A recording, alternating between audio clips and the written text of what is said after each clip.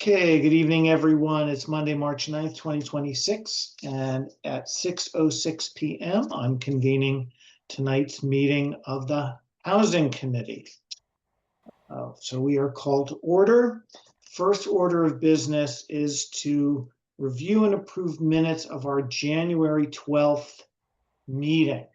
So this is being shared on the screen by Montserrat, our faithful I don't want to really call you sort of recording secretary, clerk, note taker, extraordinaire. Minute taker, that works. Esteemed editor, I believe is what you were. An esteemed editor, awesome. So yeah, you want to just walk us through this? Yeah, so nobody was absent. We approved the minutes. Talked about the budget. That's right. We decided to request level funding because we decided to ask for money in a different way. Yeah, that's accurate. The state road property, Jerry summed up the homework he had done, talked to people from the Board of Health and people connected to the Board of Health. There's some issues with water discharge. Should I move on? Yep. Good with that. He met with people from Berkshire Design Group and got a bunch more information. Jerry, you can check if that looks accurate. It does, Montserrat. Okay.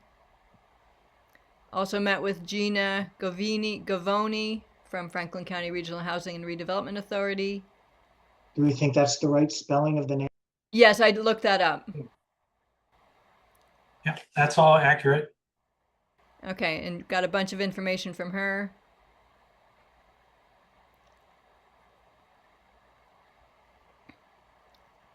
The new community development administrator, Caroline, could be helpful. Fred suggested we locate the record of DeMaio's old septic system. Doesn't exist.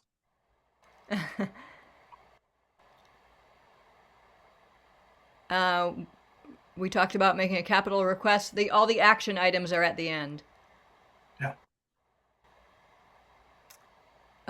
We've already, what's going on with the plan update. Jerry and I have got that for us today. So here are the action items. Very good. And we can talk about these either now or later in this meeting, following up on them. Yeah, well, we'll just focus on approving the minutes. Okay. All right, that all looks accurate to me. And I feel good about that list of action items for reasons that will become clear. Okay. All right. So I move that we approve the minutes. Second. All right. Motion made by Montserrat, seconded by Jerry. We will do a roll call vote, starting with Montserrat. Aye. Jerry. Aye. Fred. Aye. Clearly Orlowski, and me, aye. And that's the 5, because now I'm trying to remember that Fred Barron is just dropping in. Just dropping in to keep us in a straight line. Very good. Thank you, Montserrat. Okay. Well, maybe just a quick review of the action items. Well, I will just simply say, obviously, I did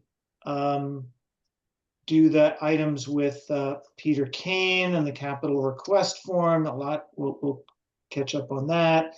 Also, we made sure that Jerry, well, I guess since this January meeting, we nominated, no, that's for the Housing Trust, something else. Okay. And we did not only submit a request for level funding, but I met with the Finance Committee the other day and just reviewed that. So indeed, we requested $500. Okay.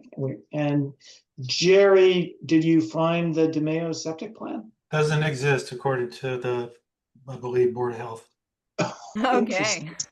Interesting. All right. Or at least it's not accessible. Yes, that's, I think, a fair It, way. it may have predated when the plans had to be filed. Right. Okay. All right. So you can stop sharing, Montserrat. Okay. So I will figure out minutes how to do are that. approved unanimously. I think if you click on the share button at the bottom, there's a way to stop sharing, or I can simply undo you. Yeah, why don't Oh, you just- undo that? I don't see I a just- stop share. Thank you. Yeah, well, I revoked you as co-host, so. All right. Sorry about that. I'll do better for next month.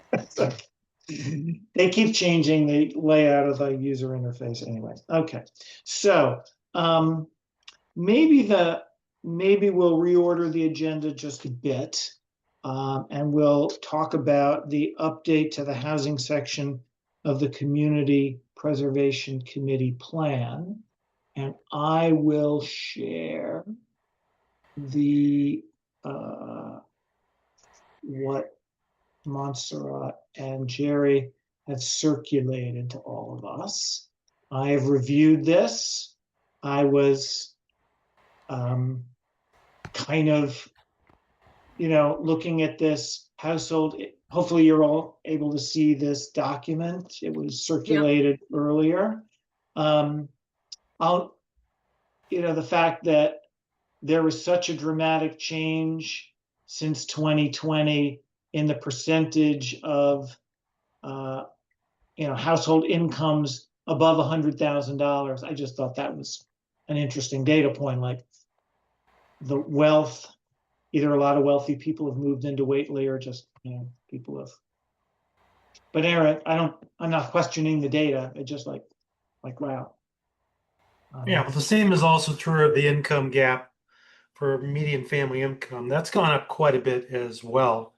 Mm-hmm.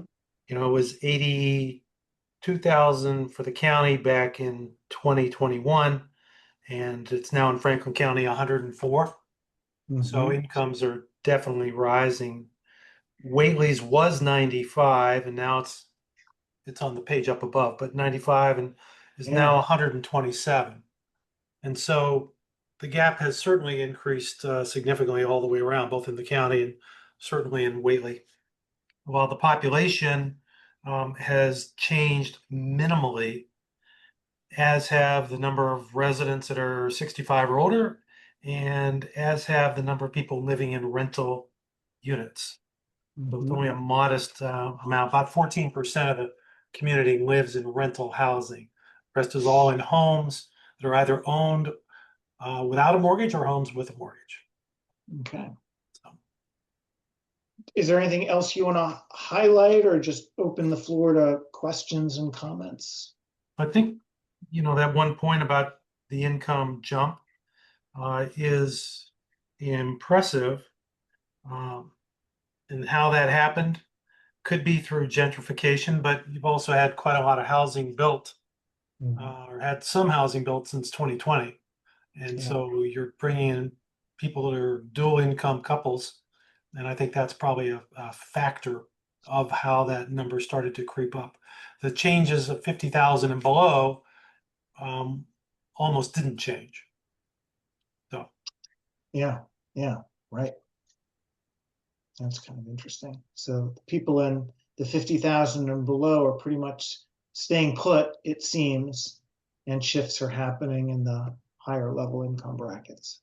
Correct. I mean, it doesn't, again, that's his household income. So it doesn't take much to go from 50 to 100 if both people are working at $25 an hour. So. Right. Any other comments or questions? Just one aside or sort of educational point. The last 2 or 3 years until this year, our share of the Frontier School allotment assessment has gone up, and I'm sure it is because of the Chapter 70 formula, which they have to use, takes into account how much a town can afford to pay. Yeah. It's not necessarily related to assessment, so it's partially, but I would bet that this played heavily into the fact that we got hit very hard in the last 3 years in our frontier assessment. That's a good point, Fred. This year is actually down a little bit. The formula portion, not the total assessment.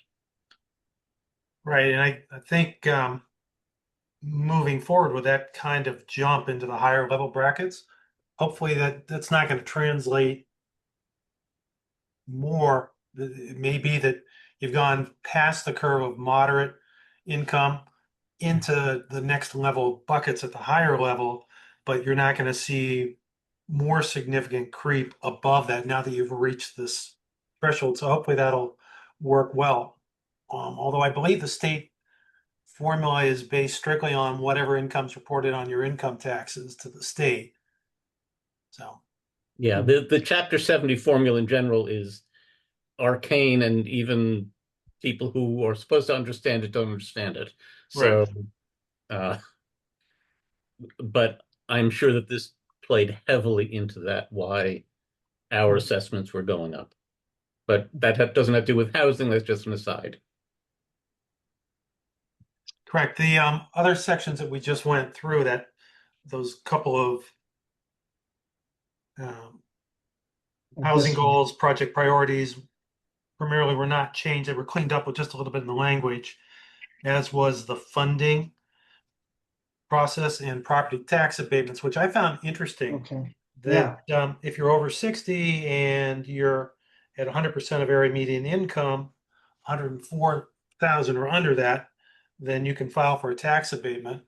And so as I look back at that other table, there's a lot of people below $100,000 in 2024. It's roughly 40% of the households in Whately. I just wonder if people picked up on this fact. No. But isn't it for households with a family of 4? So does that 40% include people with fewer children? Yeah, I was looking at this table that I'm showing now. It's based on household size, right? Well, those are state mandated income limits based on the HUD assessments. Yeah. The median family of 4, yes, is 104,000. But if you're over 60, you can apply for an abatement if you're in that group, less than 104. And for the low income for all age groups is 80% of the AMI. But I think, but isn't Montserrat asking, like, if you're living by yourself in a house and you're 65, say, and your income is less than $90,000, but you're just one person, does that still apply, that you could get a tax abatement under that circumstance? Yes, it's income. It's just pure income independent of household size. As this was written and presented to Montserrat and me for editing, that's how this reads. It's based on your income, not your household size. The town apparently approved and is pegging the area-wide median income in Franklin County. That's where that is coming from. Fred Barron, does that sound right to you? I'm not sure of the specifics on this. I don't want to be sure. I'm just not There's sure. investigation, I think. Fred Orlowski, it seemed like you had a comment. Yeah, we're only talking of the CPA tax surcharge. And, I see some of that as an assessor, because it comes to the assessors to prove that. Yeah. We're only talking maybe 5 to 10 people the most in the whole town that applied for that tax surcharge, CPA tax surcharge. It's not a total tax. Okay, it's not just on the general property tax, right? Thank you. And I just wonder, in this age of considering affordability, if people are aware of this particular opportunity for a tax abatement.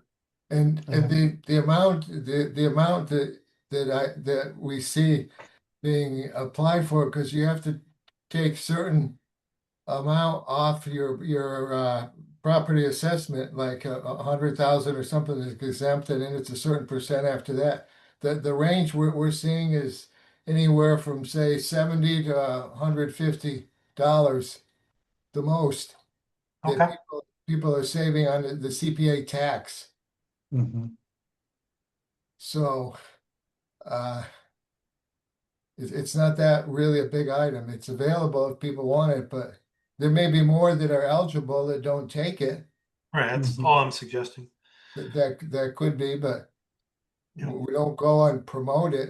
It's available. Got it. Okay, other substantive comments or feedback on this draft for the CPC? Hearing none. I will just point out, these are non-substantive things that just my stupid eyes pick out. Like, this sentence is in a different font than everything else. It's in Calibri instead of Times New Roman. And stupidly, again, my stupid eyes pick out the fact that this bullet is not even in the same size as the bullets above it. And another stupid thing is I always like one space after periods. So I'm just offering that as completely unsolicited editorial advice to the wonderful work that Jerry and Montserrat have done. Take it or leave it. I would be delighted if you made those changes. I would be with, if you will provide me. So what I recommend we do is we vote to approve this report as revised tonight.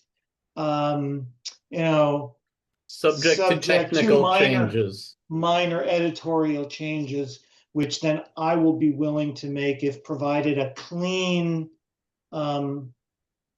Word document. Like, I'd like you guys, since you've been doing the work, like, do it, accept all revisions and remove all markup from the document. Send me that. I'll make my last little tweaks. I already circulated that, Brett. Okay. Do I have Do. that? And Grant, the wording now is grammatically- like a subject to technical changes. Okay. Correct. And grammatically, you're supposed to have 2 spaces after a period, not 1. No, not anymore. With word processing, not anymore, given that we have. It is have now proportional correct to font have one spacing. space after a period. That's Yeah. horrible. And Horrible. I'm sorry, Jerry. That's from the days of typewriters. Yeah, we grew up Horrible. that way. Yeah, there are some clear arguments We're not for arguing the one that space, tonight. but we won't get into that now. We will And we not shouldn't get into that now. about the comma either, the use of a comma. And I won't even get to like the fact that you should put punctuation before a closed parenthesis instead of outside a closed parenthesis, which happens right up here. But anyway, That's the way it used to be, as we not might. anymore. Well, Okay. I take umbrage with any of that, but feel free, since you have the original, to edit it to your heart's All right. content. Yeah, I'm I know, actually surprised I missed that one. I would move that punctuation inside the parentheses. Because Wow. what a little confusing me, again, it's kind of a minor point. Looking at the percentages, like in the second column, not the numbers, but you say the percent. Please go to the top. Oh, this one up Take here. the current percent, 24%, 65 and older. Then you jump to the one in 2021. Then you go back to 2010. I mean, you're jumping around.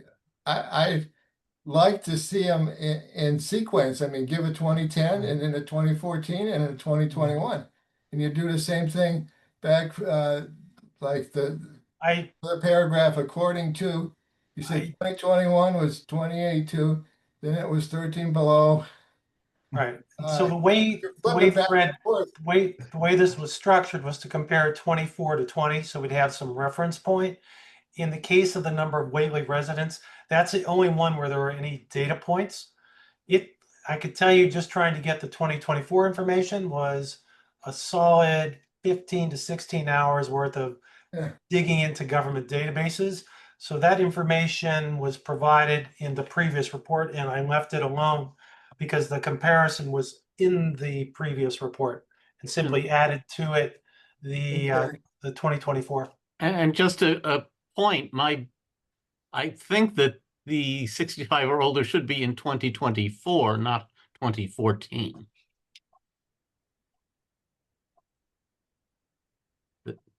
Correct. Branch should correct that. I agree.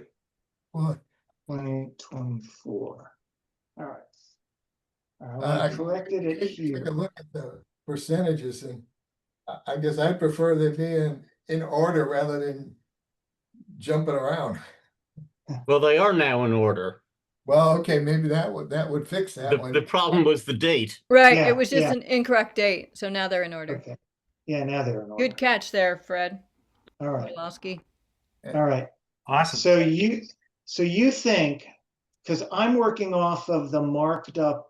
So Jerry, you say you sent around a clean, not a Word version, or was it a PDF? All you have to do is change the way you're viewing your document, and it'll take away the markup. Well, no, I know that, but I do always do I go into review mode and I do accept all changes and really eliminate all the markup and all, because sometimes that fixes some other formatting issues. I do know how to change the view. Okay, Great. so Have fun. let's, I've made this correct. Shut up, Siri. All right, so I think it would be good if somebody would move, as we've discussed, to approve this revised report. I move that we approve the revised report, subject to technical changes By Brandt. by Brandt. Second. All right, lay it. So I take the fall for this one. All right, motion has been made by Montserrat and seconded by Jerry. Roll call vote, starting with Montserrat, Aye. Jerry, Aye. Fred Orlowski. Aye. All right, and I'm aye on that. All right, so I'm going to stop sharing that. All right, so we've approved that unanimously.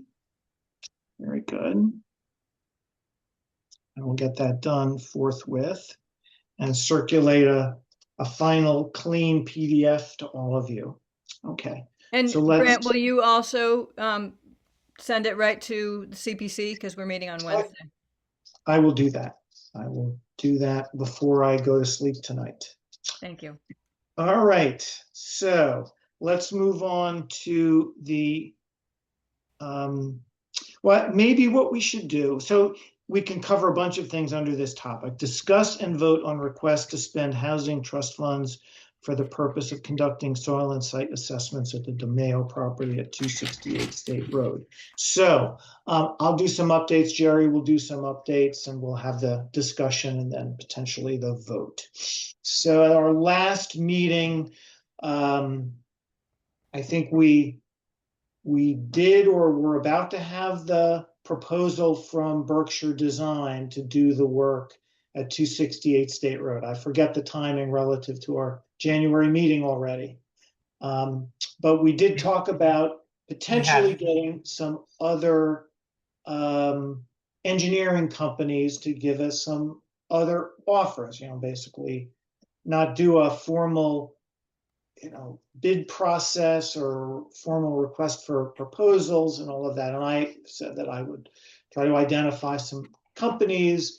So I did that. I actually found like our Levesque was one. I found another. I think I found 2 or 3 others. I got some advice from Megan Rhodes at FERCog. I ended up reaching out to 2, making contact with 2 other firms in addition to Berkshire Design. And then gracefully or not so gracefully handed the reins over to Jerry to have some conversations with those 2 organizations, with the idea that they would get us, that we would not make a decision at tonight's meeting on a specific engineering proposal or a site, let's call it a site survey proposal. As of now, to my knowledge, we only have one proposal, the one we got from Berkshire Design. We have made, as I said, we've made contact with two others that seem like, pending what I hear from Jerry tonight, willing and able to provide additional proposals for them to do the work.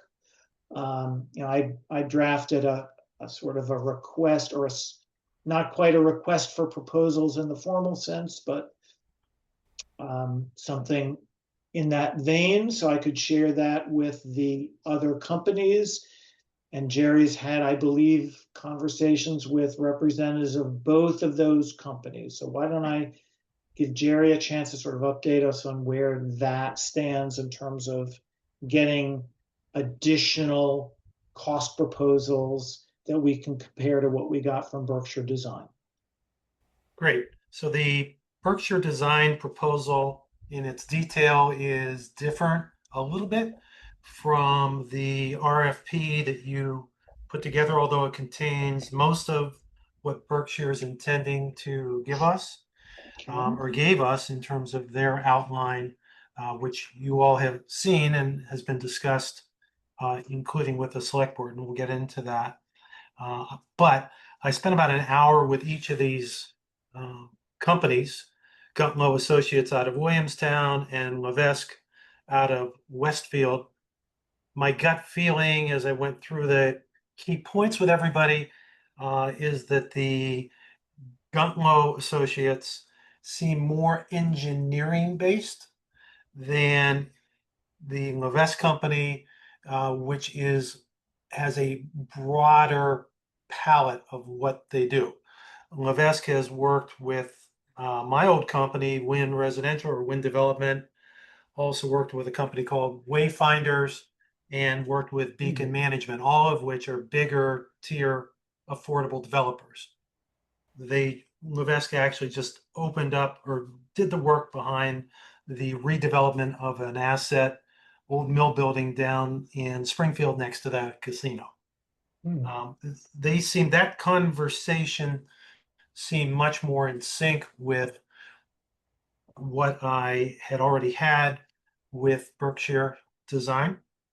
But basically, they're all going to provide a scope of the resource area available to us, focus on stormwater runoff and how that would be contained, determine with the septic system how many units could be built based on, or how many bedrooms could be built based on the perk tests, and look at the floodplain as well as the topography surveys.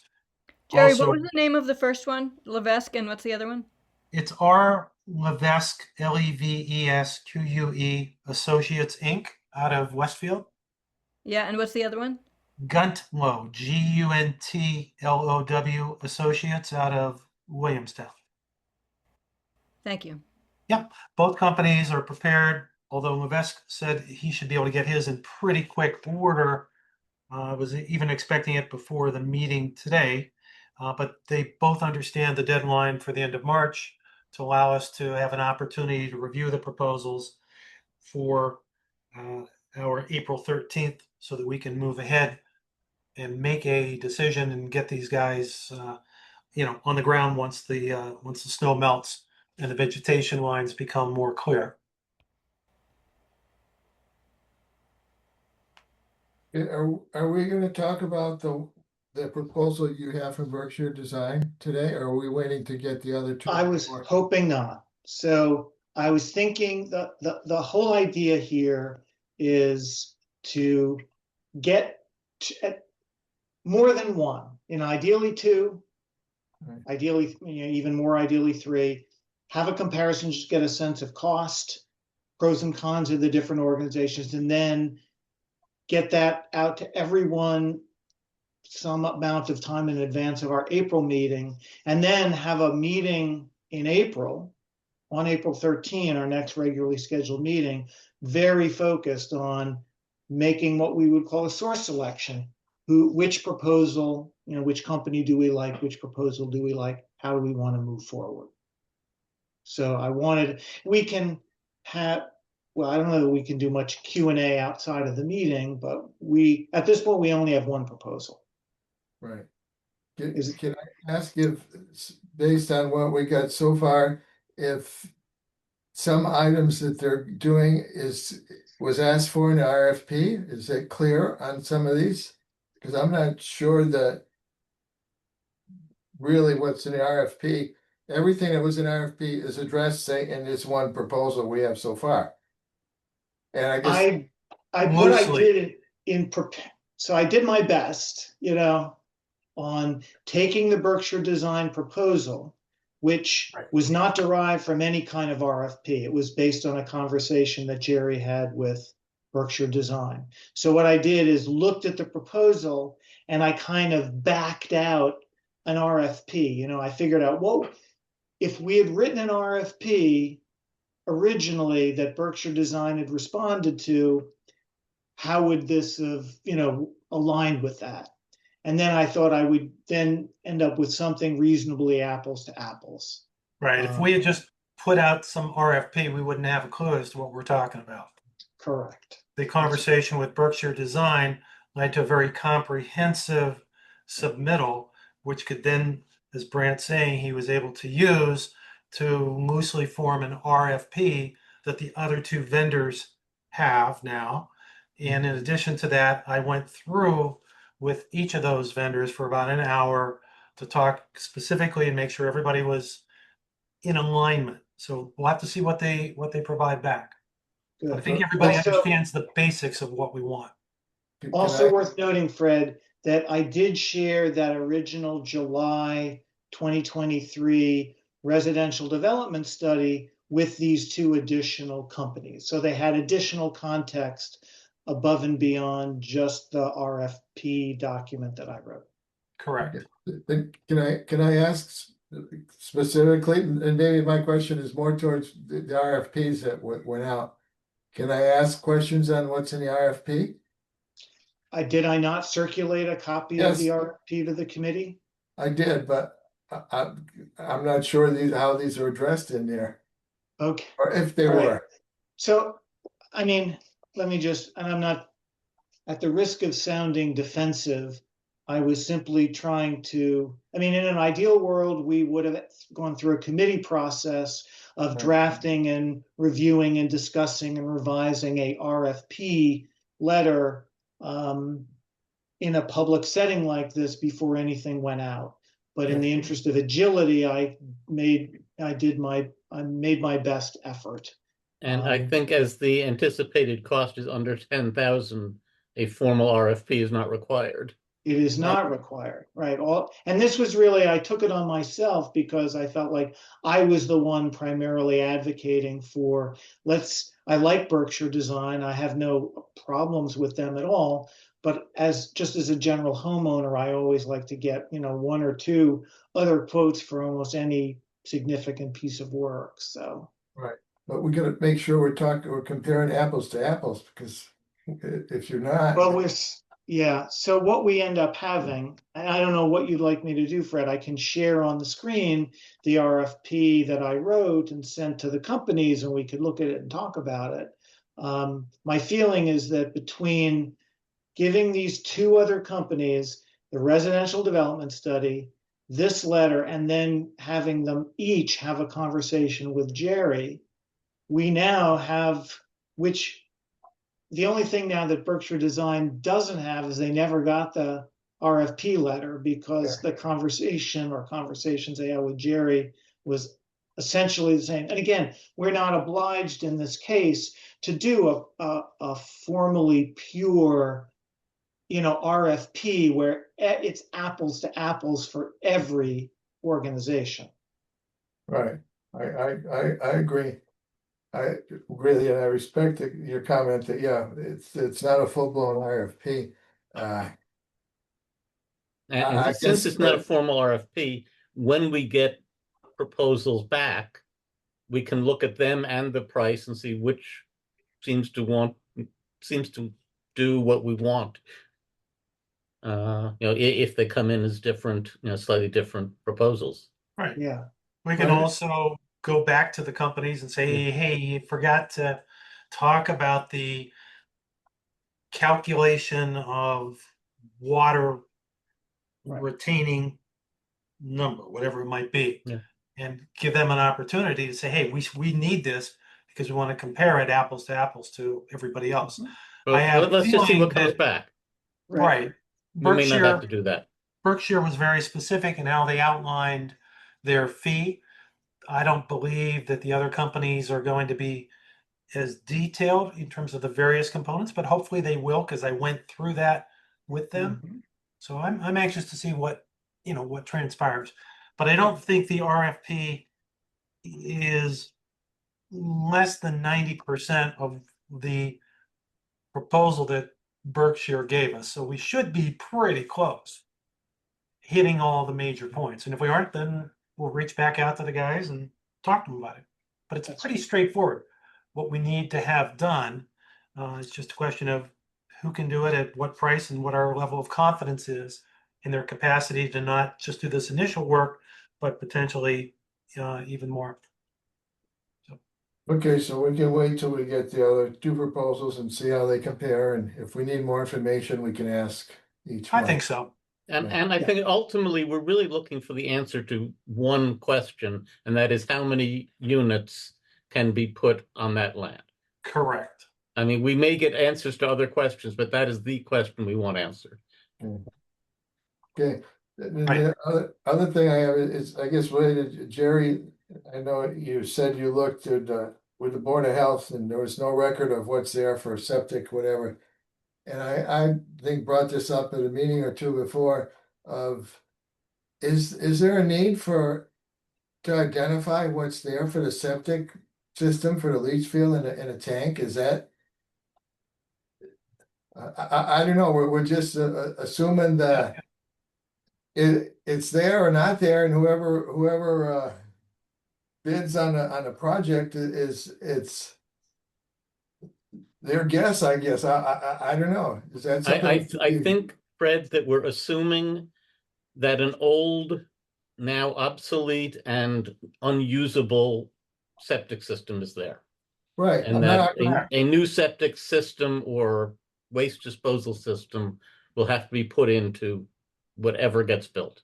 Right, but should we be concerned that the cost to remove what's there or the impact of what's there? Because we have no idea. You can see what the leach field is because it's a raised mound. But as far as a tank or anything else, should we be? I think that is down. I think that's down the road for a developer to figure out. But if we're looking at assessing the property for what I don't call it, environmental reasons or groundwater, soil water, whatever, should that be considered in that kind of assessment? I would say no. We're looking to know what size project can be built, not specifics of where it's going to be built, what the septic's going to be or anything else, but we need to answer the question of how big a project are we, or what's the maximum size of a project we can consider. Right. The way I'm thinking about it is that let's imagine that this was pristine land with no existing leach field or septic system. What's its percolability, and if there is a risk, I suppose, that if they try to do perk tests and they penetrate into the leach field or they encounter a part of a buried septic tank, they are going to have to make adjustments. I agree with you that at some point somebody may need to determine where those old septic system components are and figure out whether they can just be left in place and engineered around, or they need to be dug up or something else like that. But I don't feel we need to address that. I don't believe that that's going to be an impediment to getting the kind of answers that we're looking for in the early. I just don't think that that's our problem. That's a developer's problem. Correct. The developer is going to take that system out because you're at the back end of the building. That's the prime real estate relative to a viewpoint. And it takes up a lot of space relative to the buildable area of the parcel, just because of what it is. It's a long linear leach field on the back of the property. It was interesting. One person did point out that this is a mounded septic system. Given the age of the restaurant, that wasn't required at the time. And there was some thought that maybe that's because there's a high water mark there that needs to be understood. So it will be interesting to see how it comes back. But answering the hydrology, you don't want to leave that system in place because it's in the buildable footprint. Right. And the new, if we can go the route of the alternative wastewater treatment plants, use more of a snaking method than a long linear one, and allows you the ability to landscape, build, add things like pagodas or whatever the case might be, certainly trees, etc., to make it a better, more habitable site, better from both a curb appeal perspective as well as a resident experience. Okay, so I think at this point, the question in my mind is, I had set up and had drafted, after conferring with Pete Kane about how we deal with funding and paying for this work, regardless of who we select. Pete advised that the process that should be followed here is that when the housing committee, us, has a need for funding to do work, then we should have a formal discussion and vote at a public meeting like this one on a request to the Affordable Housing Trust for those funds. And then we should send a formal communication to the Affordable Housing Trust outlining our request. And then the Housing Trust trustees need to have a meeting and vote on whether to grant those funds, and they have certain due diligence to perform upon receipt of that request. Now, unless we think, we may not really know enough to put the request together, because we have 2 other proposals pending with unknown, funding amounts. So maybe we defer this until, well, actually, here's the problem. The problem is tonight the Housing Trust is meeting. In fact, the meeting was supposed to start about 20 minutes ago. And all the trustees of the Housing Trust are here now. So, though we could call an ad hoc meeting of the Affordable Housing Trust sometime, let's suppose we chose the Housing Committee chose an engineering firm at our April meeting after looking at all 3 proposals. We wouldn't immediately be able to award anything and commit to funding. We'd have to do the request to the Housing Trust at our meeting on April 13, and then wait for Affordable Housing Trust meeting to get scheduled and held to act on it. What I might suggest is we have a discussion and vote on a request that gives us enough funding wiggle room. Right. And so that's where I am. People good with that idea? Without being can I ask, specific. I want to make sure I have this right for the minutes. Yes, yes. Okay, I'm going to repeat what you said and then you can correct me. The process that we need to follow, yes, is that when we need funding, we have a formal discussion at a public meeting like this one of the Housing Committee, and we vote on how much money we want to request from the Housing Trust, which is all the same people just about. Yeah, hey, but still, it doesn't necessarily have to be. Okay, right. They could be different groups of people. Yeah. Okay. And then we send a formal communication with that request to the Housing Trust. And then during a duly noticed meeting of the Housing Trust, they have to, act on, receive and vote on that funding request. Right. And of course, the Housing Trust, its funds are encumbered under agreement with the Community Preservation Committee. So it's incumbent upon the trustees of the trust to ensure that they only approve funding requests that they have funds to provide. Yeah, Brant, if I can, a couple of points. One, we already have advice from the chair of CPC that this use would be permitted. Yes, we do. Two, there's no reason that the trust can't have a scheduled meeting on April 9th or 19th, whatever the date was, as well. That's true. Get a verbal transmission of the request, or even a pre-written written request to do at the same time. I don't see that there's any reason there has to be a delay. It could be done on the same day. It could be. That's what's If up we on the want to screen then- now. Yeah, so I've drafted the request, which we could discuss and vote on tonight as the Housing Committee, and then deal with when we convene momentarily or soon, the Housing Trust. Or we can defer action tonight on this request to the Housing Trust until an April meeting, where we then also set up we convene another meeting of the Housing Trust. So that's our choice. The select board preemptively, or subject to the Housing Trust's approval, approved of this allocation of this money. Correct. They did. So that will not be necessary. Right. Good. That would normally be, as Pete outlined it to me, normally the Housing Trust approves it, but then of course the select board would normally be the next and final. Would have to approval. ratify it. But in this case, the select board has pre-approved it. So once the Housing Trust approves it, it's fully approved.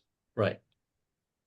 Okay, but we're assuming that we're gonna go with this dollar amount, I guess, and until we get the next two proposals in to know their dollar amount and maybe their scope of work, what they're trying to do, we may decide that we should go with say a higher price one than the 12,000 you're asking for. It's true.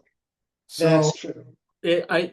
I think there's gonna be another set of meetings or something before we finalize the dollar amount that we should ask for. That's Fred, why I think that's true, but unlikely, because we do have a proposal under that figure, which would be satisfactory. Well, but we still need to look at the other two to see what they're doing. And if they're doing more or less than this one, I guess the committee needs to decide on that. And according to Jerry saying that if they're not all equal, we should go back and ask questions of each one to make sure they're equal before we decide. I guess I hate to just pick the lowest price one or this one that we've got now for the 12.5. Well, so hold on, I hear you. I mean, I get it. So we can choose. So there's ways to act in a manner that's agile, but still gives us room to back out. And that's what I'm proposing. If we tonight do this action, we make a request for up to $12,000, which was also the amount, by the way, that was included in what I forwarded to the Community Preservation Committee. I mean, so let's be clear. I communicated to the Community Preservation Committee that we were thinking of using up to about $12,000 of CPC funds. Would that be consistent with the agreement in their opinion? That's what I asked them. They said yes. That was all based on $12,000. I didn't say 15. I didn't say 20. I didn't say it could be all the money that we have from the Community Preservation Committee. I said $12,000. All right. Now, if in April we feel that Levesque comes in and they say $15,000, and we decide then that that's what we want, then we just have to be prepared that now it's going to take a while before work can get started. Because now I have to go back as the trust, go back to the CPC and reconfirm the amount. We have to go through this whole process and go back to the select board because so again, we can do that if we decide we need to do that at our April 12th meeting. However, if we're good with a proposal that is less, $12,000 or less, we would then immediately be able to move forward. Right. All this is doing is giving us some agility to move forward sooner rather than later if we select a proposal if we select either the one we already have or another one that happens to also be $12,000 or less. I think that's a good deal. Yeah. Comment, if I can. Go ahead, Jerry. The Berkshire proposal all in was $10,500, but included additional perk testing for another $1,000, which they do not believe in such a small space. They're going to need to do more than 2 rounds of perk testing, basically 4 holes. And so the feeling really is $9,500 is probably $10,000 is probably sufficient, including the perk witness fees, which are going to get reimbursed to the town anyway from the health department. We have the backhoe, we have an operator, we don't need it, and so 12 is, and I believe that the other proposals are going to be in line. The conversation I had certainly with Levesque, he said, this is no big deal. I do this all day long. I've got dozens of these that I do. I know exactly what you want. Thank you so much. I will send you a proposal. So this is not. Think the cushion is already built in there?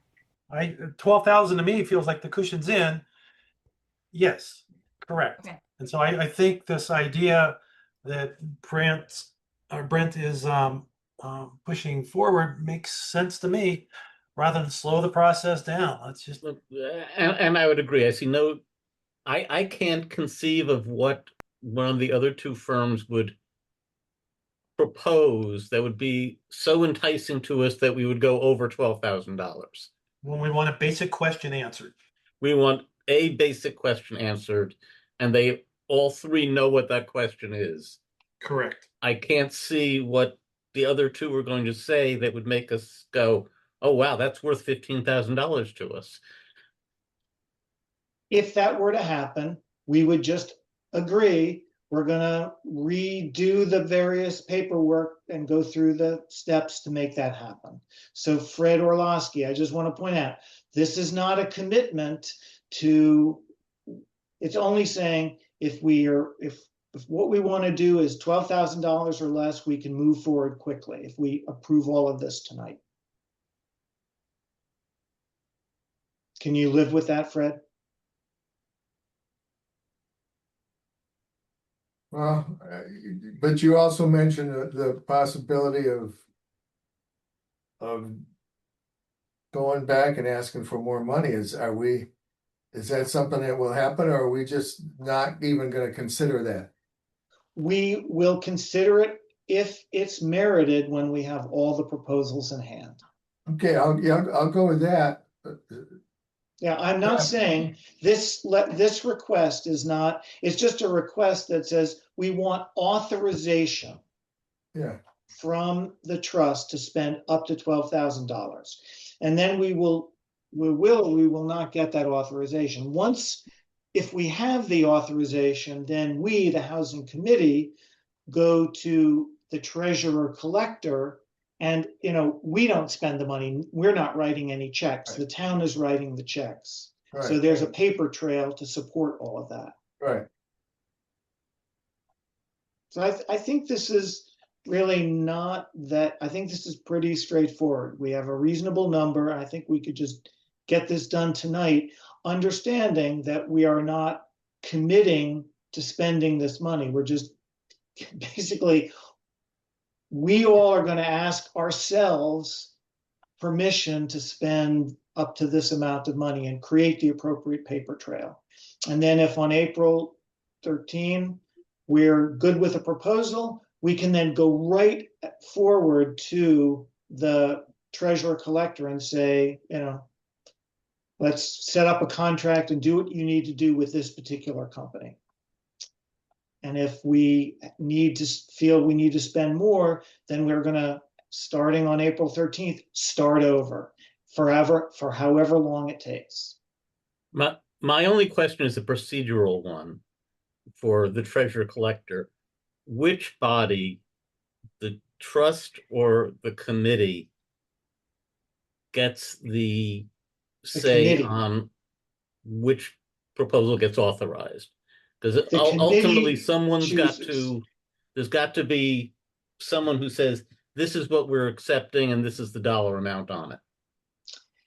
If that is the committee, the housing committee makes that decision. And the Okay, I housing just want to trust clarify that. simply provides the funding to cover it.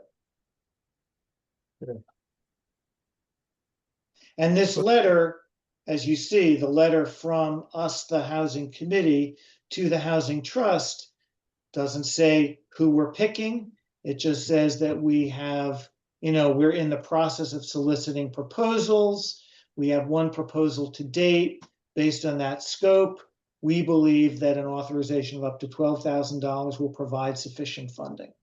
And we lay out the proposal. That's fine. I just want to make sure it was on the record, clarifying who was, legally, authorizing the expenditure, the actual expenditure, not the reservation of funds. Right. Okay. But you mentioned the CPC committee has, I don't know what the terminology is, approved or agreed that 12,005 would be reasonable. I mean, No. What? Let me answer that. The Community Preservation Committee was asked one question, because all the funds held by the Affordable Housing Trust are under a grant agreement with the Community Preservation Committee, right? You're with me so far? Right. And that grant agreement sets specific terms on for what purposes those funds may be used. So I asked the Community Preservation Committee, do you agree or disagree that our proposed use of the funds to do this kind of focused engineering, feasibility, and site analysis effort, would that be consistent with the terms of the agreement? If the CPC said, no, that's not allowable under the terms of our grant agreement, then we can't spend trust funds to do this at all, regardless of the amount. Okay. All right. But said what you're asking to do is consistent with the terms of the grant agreement. And that is the limit of CPC's role in this. Yes. Okay, so let's just say if we agree something that's more than 12,000, can the housing committee recommend that to the trust, or does it have to go back to CPC? So or even something different may come in 8,000. Brant, if I can, Yeah. CPC only gets to pass on the general use. Is this an appropriate use for that money? Okay. Once they have said yes, they are not in the business of setting a dollar limit on it. We could spend $100,000 on it if it's a legitimate use. Okay. Right. As I said, after they've given approval of the usage, they're out of it. Yeah. Okay. And so I may have muddied the waters I did speak to the CPC and with a dollar amount in mind. And I don't know whether the dollar amount really changes the equation or should change the equation from the community Preservation Committee's perspective. It is, as Fred Barron said, it's just a question of is the intended use of the funds consistent with the grant agreement? And CPC doesn't get to approve what we do. Right. But that is where the select board has to approve the dollar amount. If it seems excessive for the, to use 100,000 of the 120,000 there for this seems excessive, the select board would say, no, this is not, or the housing trust would say, no, this is not, we don't want to spend this much of our money on this purpose. Correct. All right. So I think we still have a fair amount of latitude. So there are lots of checks and balances built into this whole process. But CPC is really agreed to let us do this. Okay. Yes. And again, I can circulate, I believe I forwarded to everyone the email that I got from CPC about this, including what I sent to them. But we can have that discussion when the Housing Trust convenes. You did send it. Yeah. Okay. So what I'd like to do is close You sent it to Jerry and Fred on this topic. Maybe Jerry and Fred Barron. Is it? So Fred Orlowski has not seen this. So I will share this on my screen during the Housing Trust meeting. Okay.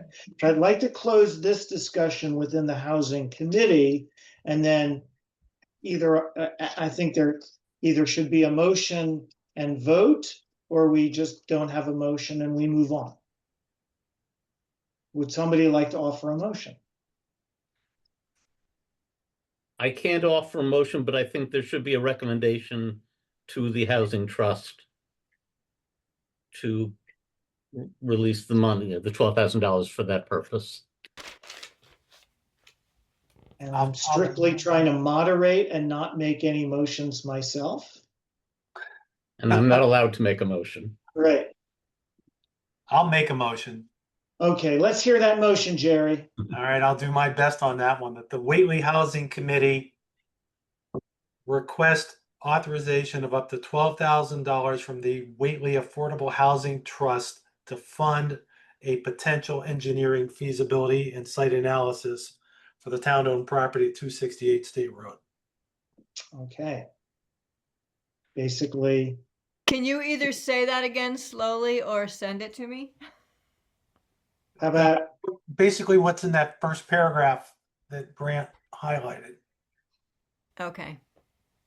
So that's the motion. Although I did not say respectfully, and I probably should have. So you're moving to request authorization from the Affordable Housing Trust of up to $12,000, blah, blah, blah. Correct. This is pretty important that we get this motion right. All right, so Jerry Lemon moves to request authorization from the Affordable Housing Trust for up to $12,000 from the Whately Affordable Housing Trust to fund a focused engineering feasibility and site analysis effort for the town-owned property at 268 State Road. So Jerry's made that motion. Needs a second. Second. Montserrat has seconded the motion. So the motion has been made and seconded. So we will have a roll call vote. So we'll start with Jerry. Aye. Montserrat. Aye. Fred Orlowski. Aye. And Brandt is aye. So very good. So this letter that I've shared, I'm not going to stop sharing, but this letter. I need you to keep sharing it until I finish copying it down. Okay, sure. So it's this. This is where this is the source of the motion of the text of the motion. Have you sent this to all the committee members? I believe I did. While Montserrat is taking it down, I'll look into my. I don't remember seeing it, but Okay, I got it. Sent items. Let's see, Housing Committee, Housing Trust Agenda. Definitely.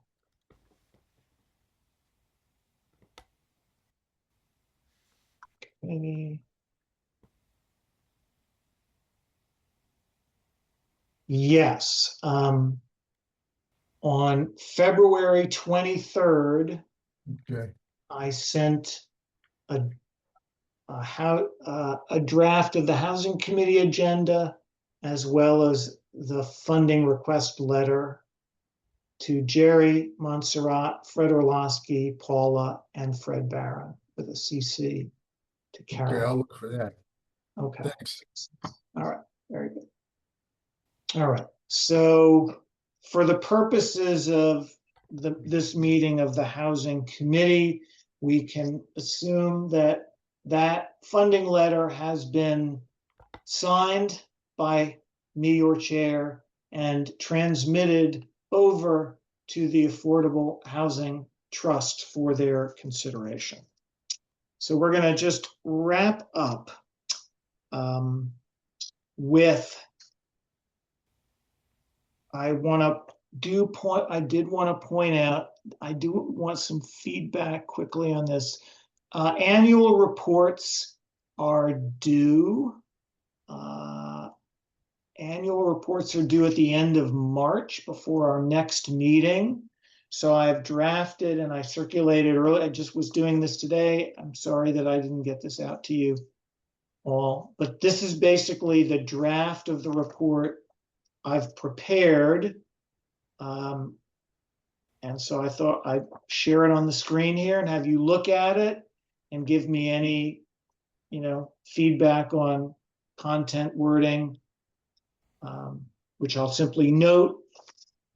And then what I plan on doing is sending a final draft to all of you by email. And if you have any other comments, you can email me without breaking open meeting law. You can email me directly without CCing everybody if you have any other feedback on the report. But I will basically pull it together and get it submitted by the end of March. Any comments on what you're seeing here on your screen as my draft? I have a comment on the second to last sentence revolving around the workforce housing. Yeah. I would edit that basically to read at the end of the sentence, could indeed be some type of multi-residential housing development, and then strike out which could be developed as, and just say with a workforce / affordable housing component, period. Okay, Not let me need- just see. Lisa, so I would edit even further and just just put a period after development and just eliminate the rest of that sentence. just like this. Just, yeah, keep it generic. Great. And my comment would be, do we need to say 24 residential units? Well, that is a direct quote from the study. Well, should we just say range of multiply? I don't know. I mean, I could remove it as a quote. Well, the study referred to up to 24 units. Yeah, A developer likely is not going to come in for 24. The well, cutoff we know that. is at least 30 units or more is going to be interesting to a developer Yeah. that has the skill set and the connections to provide affordable housing. Well, So I just want to point out, this, what I've highlighted, is factually accurate. That report found that quoted, this quote is pulled directly from the report. Now, we understand amongst us that we think we need something that 24 or fewer is not economically feasible for affordable housing. I don't know that that detail needs to go in this annual report. It just said we got that, and then by the end of the year, we decided to conduct a deeper investigation of the property. I don't think this report commits us. Go ahead. Following the Fred Barron rule, you could just take that sentence out as well. I was going to recommend that. Keep it. Which sentence? Sentence number 2 in that paragraph. This one. Right. What were you saying, Fred Barron? It's just exactly what was just done. Okay. Okay. Just keep it simple. This is, Right. It's not binding. It's Okay. just a statement of what we're doing. All right.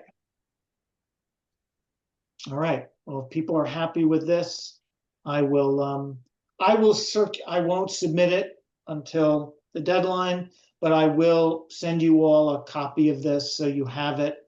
And I'll allow maybe a week to go by for any other reflections and comments before I consider it final and ready for submission. Great. Okay. Very good. Thank you. All right.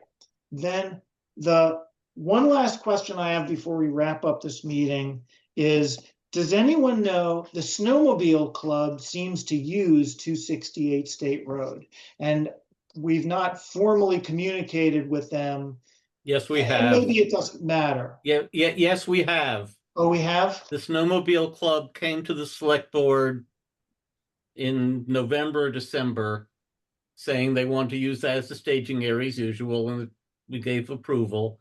At that time, I said to the chair of the person who gave the presentation, you're fine for this year and probably next, but there may be long-term use of that land. Okay. All So, right. So they have been Mondays. in a formal setting informed. So they have to get sort of annual approval to use They that. have to get an annual approval from the town since the town owns the property. Okay. Do you recommend there's really no need then for us to take any other communication actions or anything Until such time as we have a plan for building and a timetable, there's no reason. I'm good with that. Okay. Very good. Then that concludes any other topics not reasonably anticipated, like the annual report. So are there any other items before we adjourn tonight's meeting of the Affordable Housing, not the Housing Committee? Next meeting. Oh, yes. Well, the next meeting, so glad you asked, is on a Monday. It's on schedule for April 13th at 6 o'clock p.m. This is Jerry. I have a meeting conflict with that on that Monday. Is there another day that we could pick in that week? All right. About the 6th, a week earlier.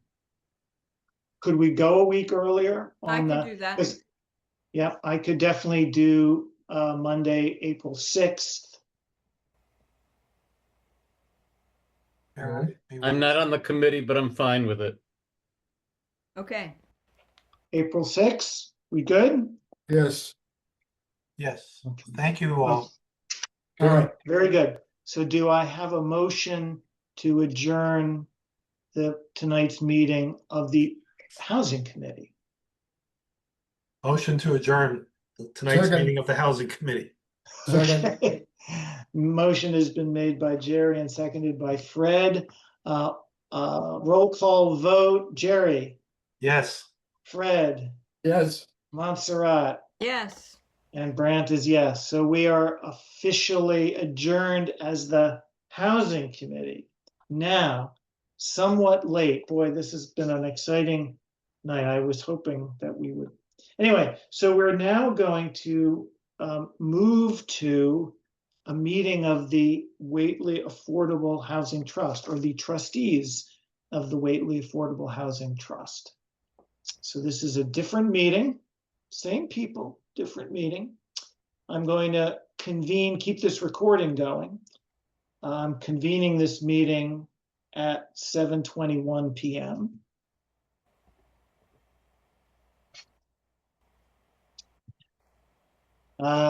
I don't know, do we have minutes to approve?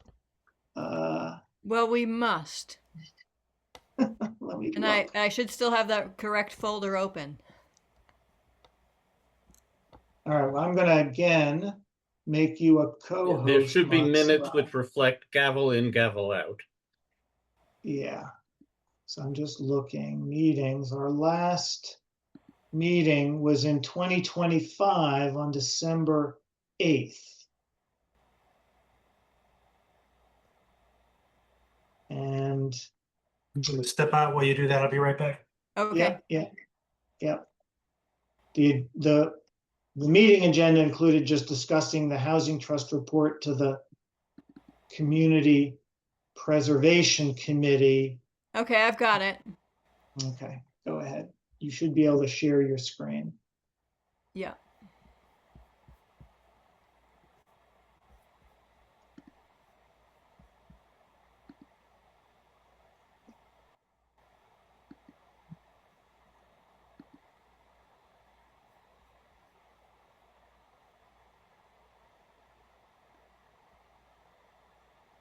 Should we wait till Jerry comes back? We have a quorum. Okay. So let's just look at this again. Housing Trust report, blah, blah, blah. If you go back to the top, Yes. my name is absent from attending. Oh yeah. And you are one of the trustees. Yep. So we'll add Fred Barron to members in attendance. Sorry about that, Fred. That's okay. So I don't see a change on screen. You're just making a note of it. I will do that right now. Okay, awesome. So we're all there. And then we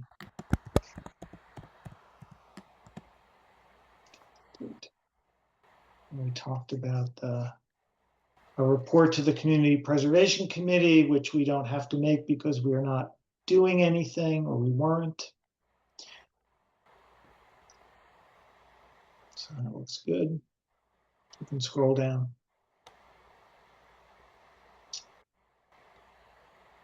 And I guess, I don't know, Montserrat, did you actually ever ask the CPC that question? We assume I think we know the answer. I'm sure I did. Honestly, I don't remember the answer. What do you think the answer is? I think the answer is no. They don't require a report when there are no projects. I think that's true too, but I honestly don't remember. Okay. All right. Well, I think that's good enough. I think these minutes are sufficient and they could be approved. If somebody would care to make that motion, like you, Montserrat. I move that we approve the minutes from December 8th, 2025. Second. All right, motion has been made and seconded. Roll call, Montserrat. Aye. Fred Barron. Yes. Jerry. I can't. You can. You actually don't have to have been present at the meeting. Well, you were present. You were a guest, and you are now a member of the Housing Trust. Right. So if I wasn't a member of the Housing Trust, how can I approve the minutes? You were present at the meeting. You were there as a guest. Okay, sure. Jerry, yes. You were there, so you can attest to their accuracy. I can attest to the accuracy to the best of my recollection. Okay, and I vote yes, so the minutes of December 8th are approved unanimously. Who seconded? Very good. So Fred Barron seconded. Thank you. Okay, awesome. Okay, so guess what, guys? It just came in. We got this request from the Housing Committee for use of funds. So let me replace the current share with this funding request that just arrived. The Housing Committee would like $12,000 from the Housing Trust. So I open discussion on this. Actually, we should, the way you're supposed to do this is somebody makes a motion to approve the request. Somebody seconds it. We have discussion. And then we have a vote. Sometimes I've been short-circuiting the discussion part, but. I move that we approve this request. Okay. Montserrat has made the motion. Is there a second? Second. Ooh, Fred wins the race for second. He comes in second with his second. Or Jerry comes in second with a second. But anyway, so Fred gets second. All right. So the motion's been made and seconded. Now we have discussion. Is there any reason why we should not, any comments from anybody? The only comment is that this has already been provisionally approved by the select board Noted. at its February 11th meeting. Okay. Other comments or questions on the motion? The motion is to approve this request. Hearing none, we'll move to a vote. All in favor of the motion to approve this request from the Housing Committee, by roll call vote, starting with Montserrat. Aye. Fred Barron. Yes. Fred Orlowski. Yes. Jerry. Yes. Brandt is yes. Motion has been approved unanimously. Okay. And just a note that this will have to be in our 6-month report to the CPC. Will it though? Only if we No, housing the trust has taken an action. Okay. All right. You're just making Whether or more not the work committee for me. does is not relevant to that. All right. Well, thank you so much for giving me another report to write in the future. Okay. I mean, it's a 2-line report, but it's just. All right. Well, I already seem to be imperfect at just getting meeting agendas up in time. So, all right. I think, is there any other topics for the Housing Trust that have not been reasonably anticipated 48 hours in advance? Have people had just enough fun for one night and somebody wants to make a motion to adjourn Not tonight's yet. You meeting? need to schedule a next meeting or Oh, yeah, hold we it have in to. abeyance. Oh, that's an important conversation. Do we want to schedule a next meeting of the Affordable Housing Trust at, say, 6:30 p.m. on April 6th, immediately following the next meeting of the Housing Committee, in the eventuality that we might need to do this again on a different amount?